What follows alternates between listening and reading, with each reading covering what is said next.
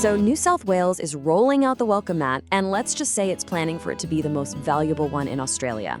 The state has a bold new vision for its visitor economy, and it's all built around one just enormous number. All right, let's get into it. Yeah, $91 billion. That's the magic number they're aiming for in visitor spending by the year 2035. Look, this is a seriously ambitious goal, one that's designed to completely transform the state and cement its place as a global economic powerhouse. So how on earth do you even begin to hit a number that big? I mean, you don't get there with just pretty pictures and a few ad campaigns. It takes a detailed blueprint, some massive investment, and a real shift in how we even think about travel. And that's exactly what we're gonna break down right here. Okay, first up, let's really wrap our heads around the scope of this thing. Because this isn't just about getting back to normal, pre-pandemic levels. No, this is about setting a completely new benchmark for what a visitor economy can even be. First things first, when we say visitor economy, what does that even mean? Well, it's a massive concept. It's so much more than just your typical tourism. Think about it. It's the international students studying at a Sydney uni. It's the executive flying in for a conference. It's the family doing a weekend road trip to the coast. And yeah, of course, the international tourist. It's every single dollar they spend on hotels, food, shopping, the whole shebang. So where is all this cash gonna come from? And if you look at this breakdown, something really interesting pops out. Yeah, international travel gets all the headlines, right? But look at this. The domestic market is the absolute engine here. We're talking nearly 3/4 of the entire pie. That's $68 billion just from Aussies exploring their own country. That's a huge, stable foundation to build on. Right, so you can't have a goal this huge without a rock-solid plan. The whole strategy is built around something they call the 5-pillar blueprint. You can basically think of it as the instruction manual for building that $91 billion welcome mat. And these 5 pillars, they pretty much cover all the bases. First up, you've got logistics, just making it easier for people to actually get here. Then there's the marketing, right? Telling a story that makes people want to come. Third, events, creating those you-had-to-be-there moments. Fourth, developing world-class experiences. And lastly, using data to make smarter decisions about everything else. It's a really comprehensive approach. Okay, so we've got the goal, we've got the strategy. Now let's talk about the sheer scale of what actually needs to be built, physically and economically, to turn this vision into a reality. And this chart, wow, it just lays out the journey perfectly. You can literally see the path from where we are now to that $91 billion peak in 2035. And it's not just a hope for the best straight line up.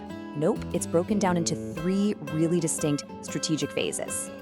So first, we're in the transition phase, right, up to 2026. This is all about rebuilding that international capacity. Then, things get interesting. We hit the takeoff phase. This is where growth is meant to just explode, and it's all supercharged by one massive game changer, the brand new Western Sydney International Airport. And after that, it shifts to sustainable growth, which is all about locking in those gains and making sure the whole industry is built to last. But let's be real, you can't just invite millions of people over if they have nowhere to land, nowhere to stay, and no one to serve them a coffee. So the plan gets super specific about the raw infrastructure needed. And honestly, the numbers are kind of mind-blowing. 8.5 million. That's how many extra airline seats New South Wales needs by 2035. This means getting new routes, more frequent flights from all those key markets, basically opening up the floodgates for visitors to pour in. Okay, so they've landed. Now where do they sleep? 40,400. That's the target for new accommodation rooms. And not just in the city. We're talking everything from fancy city hotels to cool eco-lodges out in the regions. And of course, who's gonna look after all these people? 150,000. That's how many new jobs are expected to be created. Think about it. That's jobs in hotels, restaurants, tour companies, you name it. It's a huge investment in people. So, look, building all the infrastructure is one part of the puzzle. But what are people actually going to do when they arrive? This is where we shift gears from, concrete and steel to culture, experiences, and real connection. And the strategy here is really twofold. On one side, you've got Sydney, the iconic global front door. The plan is to keep polishing that gem.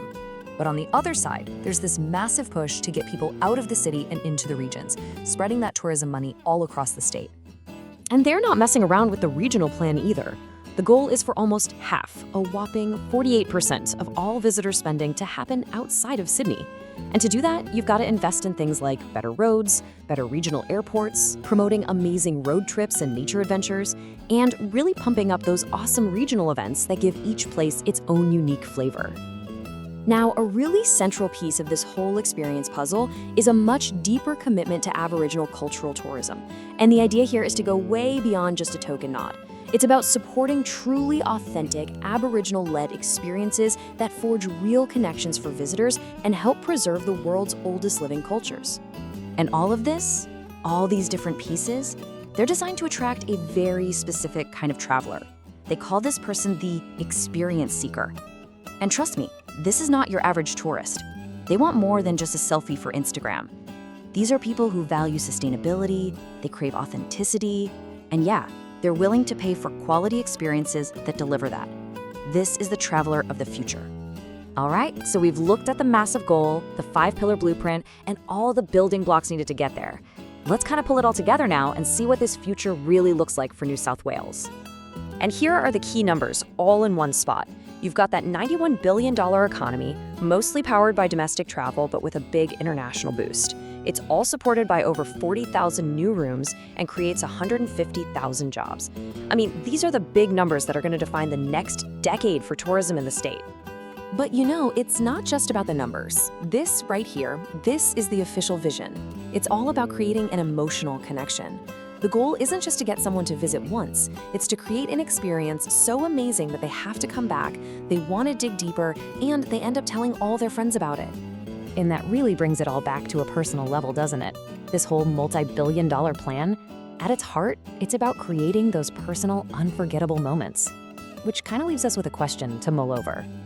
You know, as travel keeps changing, what is it that makes a destination truly unforgettable for you?